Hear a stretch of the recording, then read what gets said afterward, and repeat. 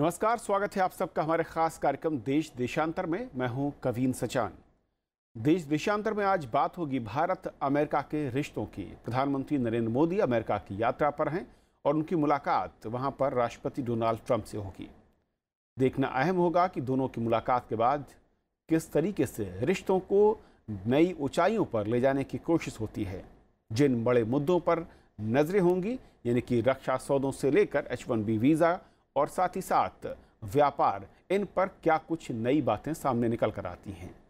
आतंकवाद से लेकर कई ऐसे मसले रहे हैं जिन पर अमेरिका और भारत पहले भी एक साथ रहे हैं, वहां पर आगे किस दिशा में बढ़ रहे हैं, और साथ ही पाकिस्तान के मसले पर क्या कोई बातचीत या फिर कोई इशारा या संकेत मिलता है। समझने की ये भी कोशिश होगी कि दोनों देशों की ये जो मुलाकात है, शिखर वार्ता है, इसका असर दूरगामी क्या पड़ेगा और दुनिया की राजनीतिक लिहाज से इसके क्या मायने हैं। हमारे साथ चार खास मेहमान जिनका मैं परिचय करा दूं, जो आज इस चर्चा में शामिल हो रहे हैं। आलोक बंसल हैं, निदेशक हैं इंडिया फाउंडेशन से। आपका स्वागत है आलोक जी। हमारे साथ प्रोफेसर चिंतामणि महापात्रा साहब हैं, जो कि JNU से हैं। आपका भी स्वागत है। हमारे साथ मौजूद होंगे सिद्धार्थ वरदराजन, जो कि संस्थापक संपादक theWire.in से हैं। साथ ही साथ पूर्व राजदूत वीरेंद्र गुप्ता साहब हैं। वीरेंद्र जी, आपका भी स्वागत है। शुरुआत में वीरेंद्र जी आपसे करूं कि इस मुलाकात और यात्रा के क्या बड़े मकसद आप देखते हैं। यूँ तो तमाम चर्चाएं हैं, लेकिन क्योंकि आप पूर्व राजदूत हैं, आप देश के नज़रिए से बेहतर समझा पाएंगे कि असल में हमें कहां पर ध्यान रखना होगा, यानी कि क्या खबर सामने आएगी। देखिए, हमारे हिसाब से इंटरनेशनल टेररिज्म पे जो इंडिया और अमेरिका में काफ़ी कन्वर्जेंस है, और इसी तरह से बहुत सारे इश्यूज हैं। अगर आप पूरे परिप्रेक्ष्य में इंडिया और अमेरिका के रिलेशंस को देखें तो बहुत इश्यूज में, बहुत मुद्दों में हम साथ साथ हैं। और मैं इस रिलेशनशिप को इस तरह से देखता हूं कि एक हमारी पार्टनरशिप है, उसको अगर इंटरनेशनल कॉन्टेक्स्ट में देखें, जैसा चाइना बहुत तेज़ी से बढ़ रहा है और चाइना हमको बहुत दिक्कत कर रहा है, China is rapidly competing with America, तो उसमें जो है वो इंडिया और अमेरिका की रिलेशनशिप एक सामने उभर के आती है जी। और उसमें इंडिया और अमेरिका हम कैसे साथ में आगे पहली बात अपने बायलैटरल रिलेशंस को बढ़ाएं। बायलैटरल रिलेशंस में ट्रेड सबसे अहम चीज़ है। जो समस्याएं हैं, H-1B की समस्या है और दूसरी समस्याएं हैं, ज़रूर ये होगा कि प्रधानमंत्री मोदी और ट्रंप जी इसको मिलके सुलझाने की कोशिश करेंगे। बट अगर पूरे परिप्रेक्ष्य में मैं कहूँ तो रिलेशनशिप बहुत अच्छे तरह से प्रोग्रेस कर रही है। और कुछ शुरुआत में अमेरिका से जो स्टेटमेंट आए, मैं उसको ज़्यादा तवज्जो नहीं देना चाहता, थोड़ा रेटोरिकल है, थोड़ा इलेक्शन के वक्त में कुछ बातें हुई। मैं देखना चाहता हूं कि इंडिया और अमेरिका की एक नेचुरल पार्टनरशिप है और ये दोनों कंट्रीज के बीच में है। लीडर्स की केमिस्ट्री इम्पोर्टेंट है, बेशक इम्पोर्टेंट है, लेकिन रिलेशनशिप को सिर्फ लीडर्स की केमिस्ट्री से आंका नहीं जा सकता है। इंडिया और अमेरिका एक ऐसे देश हैं, डेमोक्रेटिक कंट्रीज हैं, हमारा ट्रेड बहुत ज़बरदस्त है जिससे इंडिया को बहुत फ़ायदा है। IT सेक्टर का इंडिया जी, मैं लौटूंगा कि असल में ट्रेड में किन किन सेक्टर्स पर नजरें होंगी और अब तक जो समझौते हुए हैं वो असल में धरातल पर कितने उतर पाए हैं। सिद्धार्थ हमारे साथ जुड़ चुके। सिद्धार्थ, जिस तरीके से इस यात्रा के बारे में बताया जा रहा है, जो तमाम बातें निकल कर आ रही हैं, लेकिन दो तीन बातें हैं। जलवायु परिवर्तन, पेरिस समझौते को लेकर अमेरिका हटा, भारत पर आरोप लगाए गए, H-1B वीज़ा को लेकर लगातार हमारे रिश्ते थोड़े से तल्ख जरूर रहे, आपत्ति दर्ज कराई गई है। कैसे आप देखते हैं आज जो शिखर वार्ता देर रात होगी, और क्या बड़े मुद्दे आपकी नज़र में जो शायद हमें जहां पर ज़्यादा फोकस करने की ज़रूरत होगी? अभी तक जो इंडिकेशंस आए हैं वाशिंगटन से, प्रधानमंत्री के विजिट से पहले जो ब्रीफिंग वहाँ के ऑफिशियल्स ने किया रिपोर्टर्स को, जो कुछ अभी तक आया है, वो इसमें यही लगता है कि Trump administration India US strategic relations को आगे फॉरवर्ड एक नए लेवल तक ले जाना चाहता है, लेकिन कहने और करने में बहुत फ़र्क है। जिन चीज़ों को लेके हिंदुस्तान और अमेरिका आगे बढ़ चुके हैं, क्लाइमेट चेंज में हम लोग पार्टनर्स थे, पेरिस एग्रीमेंट खास तौर पे इसके बाद, न्यूक्लियर एनर्जी का जो समझौता था जी, एक इकोनॉमिक पार्टनरशिप जिसमें हिंदुस्तान के कंपनीज यूएस इकोनॉमी का फ़ायदा उठा रहे हैं और यूएस कंपनीज हिंदुस्तान में जो अपॉर्चुनिटीज़ उसका फ़ायदा उठा रहे हैं। अब इसी चीज़ को अगर एक तरफा देने की कोशिश की जाए, जो ट्रंप साहब के चुनावी बयान से उनका इरादा तो यही था, तो किस तरह से इस कॉन्ट्रडिक्शन को रिजॉल्व किया जाएगा ये समझ में नहीं आता। डिफेंस का अगर हम मिसाल ले लें, वहाँ के जो ऑफिसर्स हैं वो कह रहे हैं कि डिफेंस को हम पुश करेंगे। अब डिफेंस में हिंदुस्तान का इरादा है कि भाई मेक इन इंडिया होना चाहिए, तो किस हद तक डिफेंस सेल्स यूएस कर सकता है? ट्रंप साहब हमेशा कहते हैं कि American jobs must be created, लेकिन मेक इन इंडिया से वो जॉब्स हिंदुस्तान में ही जो है आएंगे, तो काफ़ी एक कॉन्ट्रडिक्शन नज़र आता है। लेकिन अभी तक जो सुनने में आया है, जहाँ तक इरादों की अगर हम बात करें, तो बहुत सारे ऐसे कूटनीतिक और स्ट्रेटेजिक वजह हैं जिसके चलते मुझे लगता है कि ट्रंप हिंदुस्तान के साथ रिश्तों को आगे बढ़ाने की कोशिश करेंगे। आलोक जी, क्योंकि जब बार बार बात आती है जो डिफेंस की, और जैसे कि सिद्धार्थ ने कहा बहुत आया, मैं वही सवाल मेरे ज़हन में था कि एक तरफ हम बड़ी डील की उम्मीद कर रहे हैं, कुछ बड़े समझौतों की बात हो रही है जैसे कि अब तक चर्चाएं सामने आई हैं, वहीं दूसरी ओर जब हम मेक इन इंडिया की बात करते हैं तो फिर अमेरिका के साथ ये जो डील है, ये जो रिश्ते हैं सामरिक लिहाज से, वो फिर कैसे आगे बढ़ेंगे? किस तरीके की उम्मीद दिखती है आपको? देखिए, इसमें मुझे बहुत बड़ा विरोधाभास नहीं नज़र आता। अगर हम गार्डियन ड्रोन खरीद रहे हैं और अगर हम एक बड़े वायुयान का सौदा देते हैं, तो अगर लॉकहीड मार्टिन अगर भारत में आके बनाता है, तो अगर भारत में 500 जॉब बनते हैं तो 50 जॉब अमेरिका में भी बनते हैं, क्योंकि पूरी चीज़ यहाँ नहीं बनेगी, कुछ तो उसके कंपोनेंट्स वहाँ से आएंगे। तो इसमें ऐसा विरोधाभास नहीं है, ये दोनों चीज़ें साथ साथ हो सकती हैं। अगर गार्डियन ड्रोन्स हम खरीद रहे हैं और $2 बिलियन का ऑर्डर दे रहे हैं, तो अगर उसमें से कुछ चीज़ें भारत में बनाई जाएं और कुछ अमेरिका में, ये संभव है जी। तो रक्षा क्षेत्र में तो भारत और अमेरिका की जो सघनता है वो बढ़ती चली जाएगी। अगर आप पिछले कुछ सालों से देखें तो जिस तरीके से भारतीय रक्षा सौदों का स्रोत जो है, पहले रूस सबसे बड़ा हमारा वो था जिससे हम सबसे ज़्यादा आयात करते थे रक्षा सामग्री, पिछले कुछ सालों से वो अमेरिका की तरफ बढ़ा है। और उसका कारण है क्योंकि जो उत्तम जो तकनीक है, विशेषकर जो इलेक्ट्रॉनिक्स है, उसमें अमेरिका काफ़ी आगे रहा है। हालांकि अभी भी रूस हमारा एक बहुत बड़ा स्रोत है, पर मेरे विचार से जो और ज़्यादा महत्वपूर्ण चीज़ जो इस दौरे में आएगी वो रक्षा से ज़्यादा सुरक्षा की जो चीज़ें हैं, क्योंकि जिस तरीके से पिछले कुछ समय से कुछ बयान आ रहे हैं ट्रंप प्रशासन के, विशेषकर पाकिस्तान के मामले में, वो काफ़ी तलखी भरे या कड़क नहीं, उस दिशा में आपको लगता है कुछ हमारे फेवर में बड़ी बातें होंगी? बिल्कुल, मुझे ऐसा लगता है, क्योंकि पहली चीज़ तो यह है कि ट्रंप प्रशासन जो है बड़े आकस्मिक निर्णय लेने के लिए जाना जाता है, चाहे अब सीरिया हो चाहे जो भी हो। तो पिछले कुछ समय से जिस तरीके से उन्होंने अफगानिस्तान को लेकर पाकिस्तान को कड़ी चेतावनियाँ दी हैं, पिछले कुछ दिनों के अंदर 2 ड्रोन हमले हुए हैं पाकिस्तान के अंदर, ये दर्शा रहा है कि अमेरिकी प्रशासन जो है पाकिस्तान के साथ सख्ती करने जा रहा है। संकेत ऐसे मिलेंगे और ऐसा ही पाकिस्तान का मीडिया समझ रहा है। अगर आप पाकिस्तान के मीडिया को केयरफुली पढ़ें तो वहां एक तरीके की चिंता दिख रही है। चिंदवानी साहब, 2 बातें जहां पर मैं आपसे जानना चाहूंगा कि असल में व्यापार जरूर बढ़ा है 2000 से 2016 के बीच में $115 अरब का, लेकिन व्यापार घाटा भी बढ़ा। जिन मुद्दों को लेकर हम जिनसे उम्मीद लगाए बैठे हैं वो नौकरियों को लेकर है, H-1B वीज़ा को लेकर है, और दूसरा जैसे कि कहा बंसल साहब ने अमेरिका को लेकर। लेकिन मैं बंसल साहब थोड़ा सा सहमत हूं, क्योंकि ट्रंप साहब और उनके जो प्रशासन है वो कई बार बयानों को बदलने और यूटर्न लेने में भी माहिर रहा है। कैसे आप देखते हैं इस यात्रा को, और हम बाजार के तौर पर अमेरिका क्या दबाव बना पाएंगे जिसकी ज़रूरत है? बाजार की बात करेंगे तो मैं ये कहूँगा कि डोनाल्ड ट्रंप के जगह और कोई भी होता तो वही कहता कि जॉब क्रिएशन अमेरिका में होना चाहिए। सारे कंपनियां जाके बाहर जॉब क्रिएशन कर रहे हैं और अमेरिका में अनएम्प्लॉयमेंट रेट बढ़ रहा है। तो डोनाल्ड ट्रंप जो भी बयान देते हैं वो अमेरिका के हित में है, कोई भी लीडर करेगा। और नरेंद्र मोदी जी जो कह रहे हैं वो इंडिया के हित में है। मगर ये देखना है कि मेक इन इंडिया और अमेरिका फर्स्ट जो पॉलिसी है उसमें क्या कॉन्ट्राडिक्शन इतना दृढ़ है कि दोनों देशों के बीच में कोई संबंध हो ही नहीं सकता।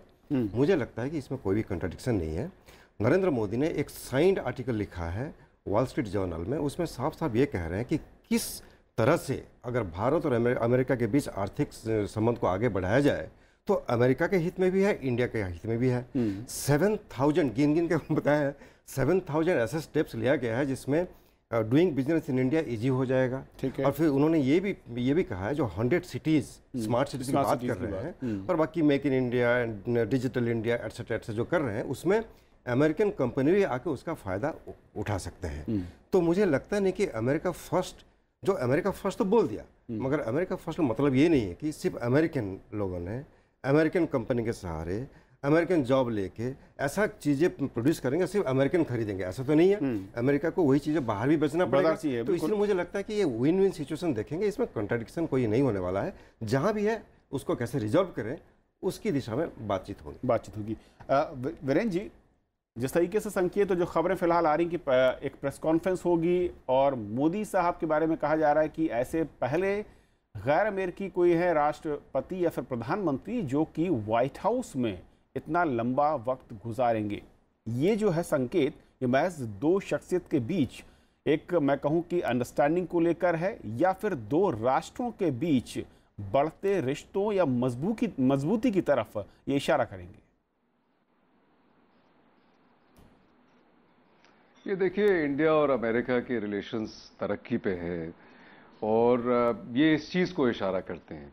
सबसे पहली बात तो हम डिप्लोमेटिक जो चीज़ें होती हैं उसमें सिग्निफिकेंस देखते हैं। पहली दफ़ा वर्किंग डिनर होस्ट किया जा रहा है भारत के प्रधानमंत्री के लिए, जबकि इससे पहले और विदेशी नेता वॉशिंगटन आए हैं।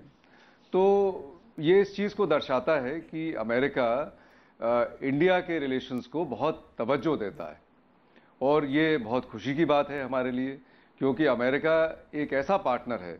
अब आप देखें, अगर जैसे चाइना एक पार्टनर है, चाइना हमारा नंबर 1 ट्रेडिंग पार्टनर है, लेकिन मैं समझता हूं कि उस ट्रेड से हमको बहुत ही फ़ायदा नहीं बल्कि बहुत नुकसान है।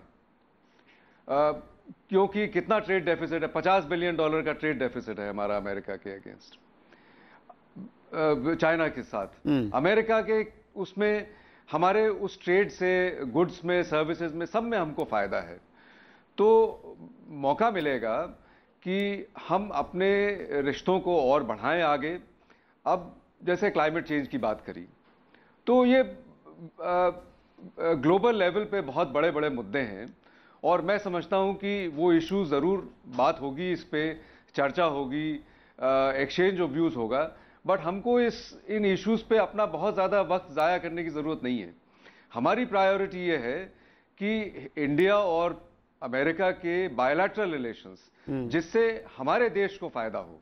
देखिए, विदेश नीति को हमें सबसे बड़ा जो बेंचमार्क समझना है कि हमारा नेशनल इंटरेस्ट कैसे सर्व होता है। अगर क्लाइमेट चेंज, मान लीजिए अमेरिका, बहुत लोग कंट्रीज़ बैठे हुए हैं, यूरोप के सारे कंट्रीज़ जो हैं वो क्लाइमेट चेंज को बहुत इंपॉर्टेंस देते हैं, तो उनको चिंता करने दीजिए ना, हम क्यों चिंता करें उसके बारे में।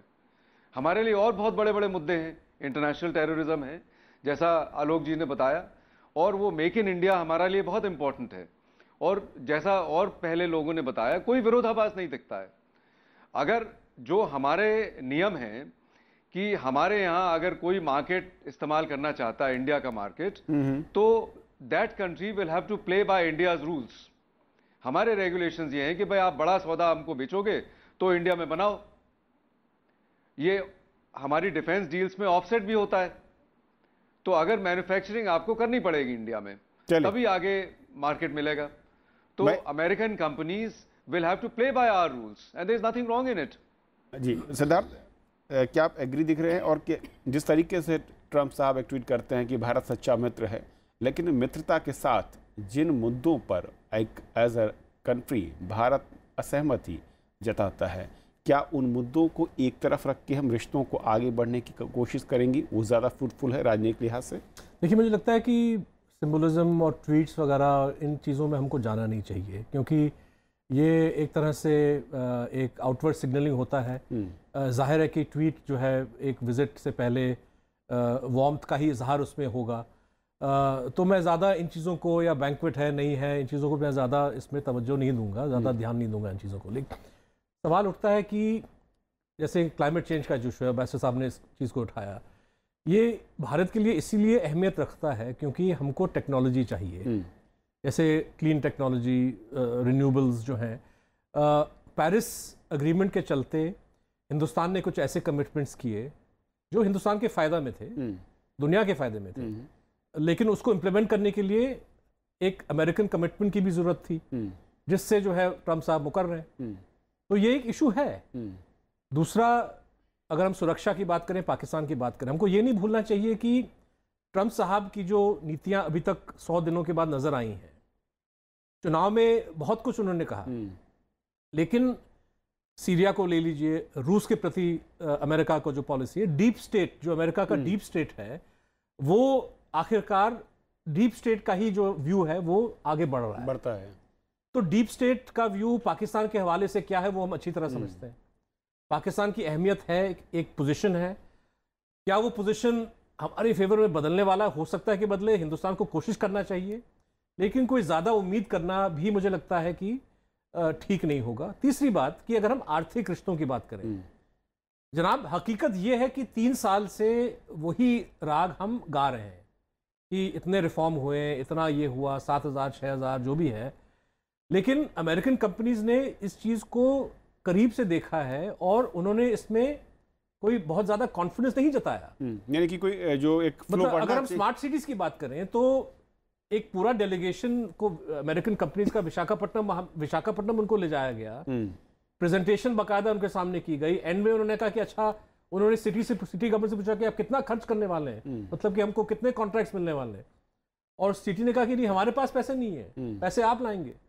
तो स्कीम्स वगैरह बहुत अच्छी हैं, लेकिन धरातल पर क्या हुआ सवाल ये है। हाँ, मतलब कि ये एलानिया जो है, डिक्लेरेटरी पॉलिसी बहुत हुआ है, लेकिन अभी तक कितना प्रोग्रेस मुझे लगता है डिफेंस में हुआ है और फील्ड्स में शायद नहीं हुआ जितना होना चाहिए था।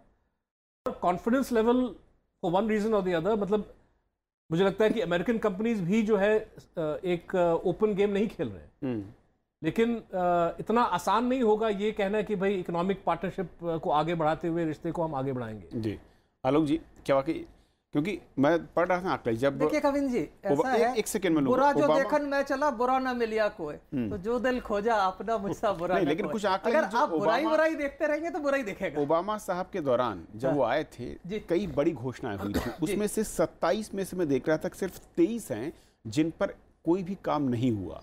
5 ऐसे प्रोजेक्ट थे जिन पर हम आगे बढ़े हैं। जो सिद्धार्थ करे वो कहना भी गलत नहीं कि असल में रिश्तों की जो गर्माहट है या नेक्स्ट लेवल पर जो ले जाने की कवायद है, वो इस पर भी निर्भर करेगी क्या कि जो ज़मीन पर हमने पहले वादे किए वो कितने अमल में आए हैं दोनों देशों के लिहाज से। देखिए, इसमें कोई शक की बात नहीं है कि जब एक प्रशासन बदलता है तो कुछ रुकावट आती है, पर बढ़ावत है। अगर आप देखें, लॉकहीड मार्टिन यहाँ पे F-16 बनाने को तैयार हो गया है, एक बहुत बड़ी चीज है। इतनी बड़ी कंपनी आपके देश में कोई भी वायुयान बनाने के लिए तैयार हो जाती है, कितनी तकनीकें हैं, वो आउटडेटेड टेक्नोलॉजी है, कितनी भी आउटडेटेड हो, उस टेक्नोलॉजी के ऊपर आप आगे बढ़ सकते हैं। आज F-16 बना रहे हैं, उसी एयरफ्रेम के ऊपर आप F-35 बना सकते हैं। तो तकनीक तो है, उसमें हजारों सब टेक्नोलॉजीज आएंगी, हजारों लोगों को काम मिलेगा और वो आप वायुयान दूसरे देशों को बेच सकते हैं। अब ये क्यों सोच रहे हैं कि सिर्फ भारत के लिए? मेक इन इंडिया का काम ही ये है कि हम सबसे बड़े आयातक होने का जो हमारा फायदा है उसको लेवरेज करके एक एक्सपोर्ट हब बनाएं आगे चलकर। तो वो एक इरादा है और उसमें हम प्रगति कर रहे हैं। लेकिन क्या अमेरिकी प्रशासन और ट्रंप साहब की जो नीतियां हैं, जो चुनाव प्रचार से लेकर अब तक हमने देखी हैं, वहां पर हमें वो स्पेस दिख रहा है जो भारत को एज अ कंट्री एक बड़े तौर पर अगर लॉकहीड मार्टिन बंद हो जाती है और उससे बेहतर अगर वो भारत में बनाती है तो क्या बेहतर है? भारत में बनाती है। तो ये मैंने कहा, ये जो आप दिखा रहे हैं कि विरोधाभास है, ये आपकी सोच है। विरोधाभास कोई नहीं है, साथ साथ चल सकते हैं दोनों। वहां पे भी जॉब क्रिएट हो सकते हैं, यहां पे भी। जैसे इन्फोसिस कह रही है कि हम भारत में जॉब नहीं बना रहे, हम अमेरिका में भी जॉब बना रहे हैं। तो वो जॉब तो हर जगह बन रहे हैं, ऐसा नहीं है कि नहीं हो रहा। तो ये मेक इन इंडिया और अमेरिका फर्स्ट में कोई जरूरी नहीं है कि एक कॉन्फ्लिक्ट हो, साथ साथ दोनों आगे बढ़ सकते हैं। तो ये बढ़ावत है। और जहां तक सवाल पाकिस्तान और उसके बारे में है, आने वाले आप कुछ दिनों में आप खुद देख लेंगे। अगर आप देखें, अमेरिका ने पिछले कुछ दिनों में, ट्रंप प्रशासन ने दिखाया कि वो कथनी और करनी में ज्यादा फर्क नहीं है। उन्होंने मदर ऑफ ऑल बॉम्ब्स डाला अफगानिस्तान में, उन्होंने सीरिया में हमला किया। नीजर जरूर है, मेरे हिसाब से गलत है, लेकिन किया। और अब उन्होंने पाकिस्तान को 2-3 बार बताया, 2 दिन 2 हमले हो गए ड्रोन एक के बाद एक। आप देखिए, अगर पाकिस्तान ने अपने उसमें सुधार नहीं किया, और आप देख लीजिए आज पाकिस्तान का मीडिया पढ़ लीजिए, पाकिस्तान के मीडिया के अंदर जिस तरीके की फड़फड़ाहट है, उनको लग रहा है वो जैसे किसी भी पक्षी को पता चल जाता है आने वाले खतरे की, तो उनको खतरे की वो अंदेशा हो रहा है। लेकिन बंसल साहब, पाकिस्तान को लेकर अमेरिका के बयान और उनकी कभी नरमी और कभी गर्मी कई बार हमने देखी है, ये शायद से आप यकीन करें ट्रंप दूसरे राष्ट्रपति, हाँ, ये बात ध्यान रखिए आप, ये हम उम्मीद कर सकते हैं। महापात्रा साहब, रिश्तों में एक बड़ी चीज है man to man contact, delegations को लेकर, सांस्कृतिक, साहित्यिक, शिक्षा के क्षेत्र में, इस दिशा में कहां पर दिखता है आज जो शिखर वार्ता दे रहा था उसमें? दो चीज़ बताऊंगा। पहले कोई एक नया नेता आता है, अपना प्रोग्राम सबको बताता है मैं ये करने जा रहा हूँ, और आप 3 दिन के बाद पूछते हो कब किया, कैसे किया, कुछ नहीं हुआ। 3 साल में, 2 साल में बड़े बड़े 100 स्मार्ट सिटी बन जाते हैं क्या? जब भी कोई प्रपोजल आता है उसका अपना टाइमलाइन होता है, जेस्टेशन पीरियड होता है। तो अगर आप नेगेटिवली हर एक चीज़ को देखेंगे तो कुछ अब तक तो कुछ नहीं हुआ, कब होने वाला है? गिव टाइम, देन आफ्टर 7 साल के बाद अगर आप एसेस करेंगे, क्योंकि अगर हम बोले कि $29 बिलियन से अगर $115 बिलियन ट्रेड हुआ है, इसका टाइम तो लगा ना। तो इसलिए पहले तो समय देना चाहिए, जल्दबाजी में कंक्लूजन ड्रॉ नहीं करना चाहिए, और कोई भी प्रपोजल, कोई भी प्रोग्राम, कोई भी इनिशिएटिव लें, उसका थोड़ा सा प्रॉब्लम्स तो होते ही हैं, राइट। नंबर 2, आप जो इंडिविजुअल की बात की है, पॉलिसी कौन बनाता है? लीडर्स बनाते हैं। पॉलिसी कौन इंप्लीमेंट करता है? लीडर्स ही करते हैं। तो ये कहना कि अगर केमिस्ट्री अच्छा नहीं है, फिर भी अगर ग्राउंड रियलिटीज़ की तरफ देखेंगे तो आगे बढ़ना है संबंध, तो बढ़ेंगे, नहीं तो नहीं, ऐसा नहीं है। वही केमिस्ट्री बिटवीन लीडर्स बहुत इंपॉर्टेंट होता है, क्योंकि कोई लीडर आएगा इम्प्लीमेंट ही नहीं करेगा, कोई लीडर आएगा इम्प्लीमेंट करेगा। तो इसलिए मुझे लगता है कि अगर मोदी और ट्रंप के बीच केमिस्ट्री कैसे रहेगा हम देखेंगे, कल सुबह पता चल जाएगा। अगर केमिस्ट्री अच्छी बनी तो शायद दोनों देशों के संबंध में, चाहे वो आर्थिक हो, चाहे वो रक्षा संबंधी हो, आगे बढ़ने की संभावना बहुत ज़्यादा दिखती है। एक आखिरी कमेंट वीरेंद्र साहब आपसे। तमाम बातें हो रही हैं, उम्मीदें भी हैं, आशंकाएं भी हैं, लेकिन भारत के हितों के लिहाज से जो 3 बड़ी बातें कही जा रही, निवेशकों के लिहाज से अमेरिका में इस वक्त काफ़ी ज़्यादा उम्मीदें हम रख रहे हैं, और जब मैं हम की बात कर रहा हूँ, मैं देश और सरकार की बात कर रहा हूँ, और दूसरा रक्षा और आतंकवाद, इन तीनों को मिलाकर क्या हम एक उम्मीद करें कि अगली सुबह कुछ नए फैसले, नए समझौतों के साथ सामने आएगी? देखिए, इन तीनों मुद्दों पे मैं समझता हूं कि मोदी जी और ट्रंप साहब के बीच में अच्छी केमिस्ट्री होगी, और दोनों नेता इस चीज़ पे एटलीस्ट एग्री करेंगे कि आगे बढ़ाना है। क्यों बढ़ाना है? क्योंकि दोनों नेता एक दूसरे को समझते हैं बहुत अच्छे से, स्टाइल एक है। दोनों ही नेता अपने देश के हित की बात कर रहे हैं, और रिलेशनशिप किसी भी कंट्रीज में तब बढ़ती है जबकि म्यूचुअलिटी सर्व हो। और मुझे, जैसे आलोक ने बोला, बाकी लोगों ने बोला, कि मुझे कोई विरोधाभास नहीं दिखता है। एक इस तरह से पॉलिसी आगे बढ़ाई जा सकती है जिसमें इंडिया का फायदा हो, इंडिया का नेशनल इंटरेस्ट सर्व हो, और वो national interest will not be in conflict with America's national interest. और दोनों नेता, ट्रंप कह रहे हैं कि अमेरिका फर्स्ट होना चाहिए, ऐसे मोदी जी बोल रहे हैं, तो दोनों एक दूसरे को समझते हैं और समझ के आगे बढ़ाएंगे। स्ट्रेटेजिक एनवायरनमेंट ऐसा है, ग्लोबल स्ट्रेटेजिक एनवायरनमेंट ऐसा है, आप चाइना के मुद्दे को कम अहमियत नहीं दें। चाइना का बहुत बड़ा एक इशू है जो कि इंडिया और अमेरिका को साथ में लाता है, साथ में खड़ा और उसको आगे बढ़ेगा। जी, बहुत बहुत शुक्रिया आप चारों मेहमानों का हमारे साथ इस अहम मसले पर जोड़ने के लिए। बहुत बहुत शुक्रिया आप सबका। तो देशांतर में आज फिलहाल इतना ही। नमस्कार।